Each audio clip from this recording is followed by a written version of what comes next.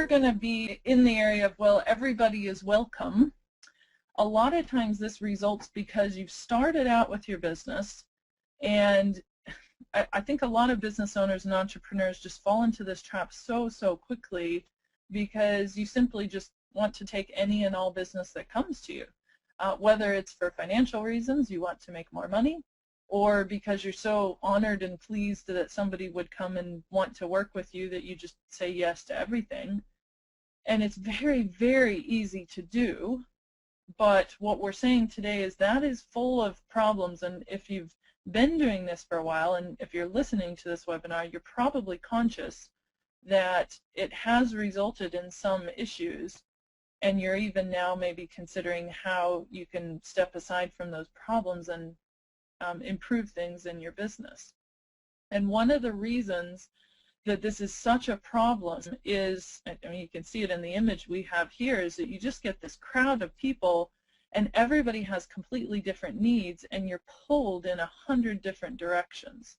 So some of the problems that it results in, as you may know already, is that you're, instead of being an expert in 1 or 2 key areas, you're suddenly discovering that you're becoming an expert in 5 or 6 or 10 or 12 or 50 different areas in order to please all of your clients and customers.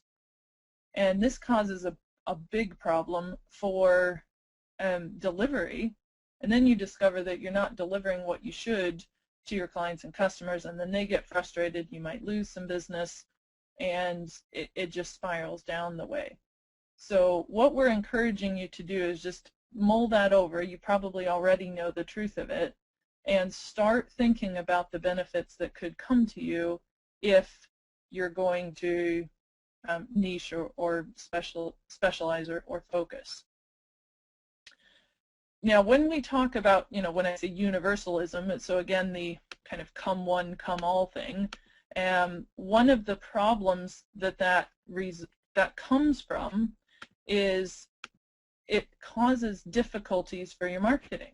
So if you are going to say, I'm going to send out a letter, I'm going to build a website, I'm going to send out emails, I'm going to get more people on my email database, if you universalize, so you say, say for example you're a photographer and you do any and all kinds of photography, you do people, you do landscapes, you do pets, you do commercial.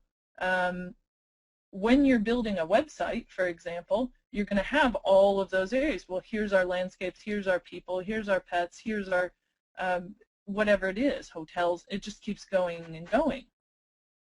But if you begin to specialize, it actually makes your marketing so much simpler. I know a photographer who specializes in vineyards and private estates. That's all that he does in terms of weddings. And so his website is entirely designed around people who are getting married in a vineyard or a private estate worldwide. Some people might do whatever business they're doing, say they're doing photography and they only do it in one particular country or one particular state or area. Or again, you have people who specialize in pet photography or landscapes or commercial. And whatever your area is, it absolutely impacts your marketing, and it tells you, as I say, who you should target, what you should say, but also who you ask for. So the more you focus on one particular area, the more you can say to people, well, if you know anybody who's getting married on a vineyard, I'm the one to talk to. If they're getting married on an island somewhere in the Bahamas, that's lovely, but that's not in my area, and I wouldn't recommend that they talk to me. So it actually makes things very easy, and we'll look at this later. This makes your life so much easier. It does involve saying no. Again, we'll look at that, which is very hard for business owners to do. We don't like saying no. We think we're letting people down, whereas really, if you are focusing on the thing that you are best at, when you say no to somebody, you're doing them a favor because you're directing them to somebody else who actually is going to help them more than you would. And there's a pride level there. I think as business owners, we have a real pride level, and we want to pretend that nobody can possibly do anything as good as we can, which, quite frankly, is just not true. We don't cover every single area. So it helps with marketing, or conversely, if you are being a universalist, you will struggle with your marketing. You will have a hard time knowing what to put on your website, or it will be so generic nobody will know if it applies to them or not. If somebody asks you for a referral, or what kind of referrals you want, you'll say, oh, I'll just take any kind of business, which again is problematic. If somebody knows the CEO of Coca-Cola and they say, well, shall I recommend them to you? That sounds lovely, but you may not be able to handle that level of business. Or conversely, if your business is huge and you have a huge team, that might be perfect for you, and you don't want one-man bands or whatever it be. So that's one of the problems that universalism can cause for marketing. When it comes to products and services, the same principle applies. If you're going to develop a new product or service, or adjust the one that you already have, if you're all things to all people, your product or service pretty much has to do everything. But if you're specializing, it gives you a lot of clarity around what it is that you've got to deliver. So if you build tables, but you only build kitchen tables for people who own ranch properties or this kind of thing, then that tells you what kind of features the tables should have. Even if you custom build them and every single one is different, it still gives you a clearer indication of what you should develop. And then finally, for energy, as I mentioned, you will become spread too thin if you are all things to all people. I've got this lovely photo of Bilbo. If you're familiar with The Hobbit, the book or the film, and when he's getting older, he says he feels sort of thin and stretched, like butter spread over too much bread. And I think that is often what business owners feel like when we're doing too much. You're being too many things to too many people, and you just can't handle it all.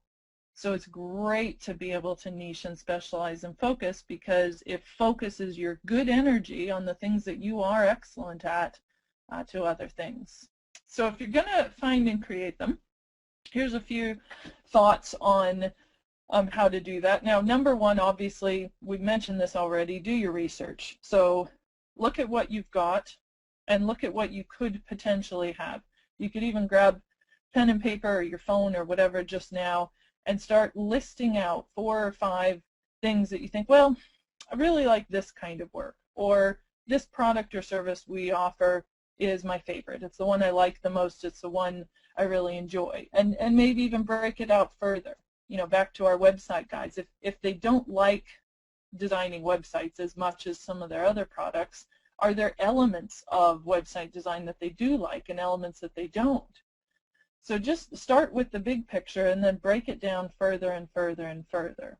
So get a list of your clients or customers, past and present, because, you know, again, depending on what kind of business you have, you may have the kind of business where people come to you 1 or 2 times and then that's it. Again, back to our wedding photography example. In an ideal world, nobody ever comes back again for repeat business in that way, and you don't really want them to. But then different, you know, baby photography or pet photography, that would be different. So there's different times, but look at your past and present customers or clients. Look at the products and services that you offer and the ones that you like and the ones that you don't like. Be very honest with yourself, very, very honest. There's no point saying, oh, no, I actually do like that, if you're going to be getting lots more of it.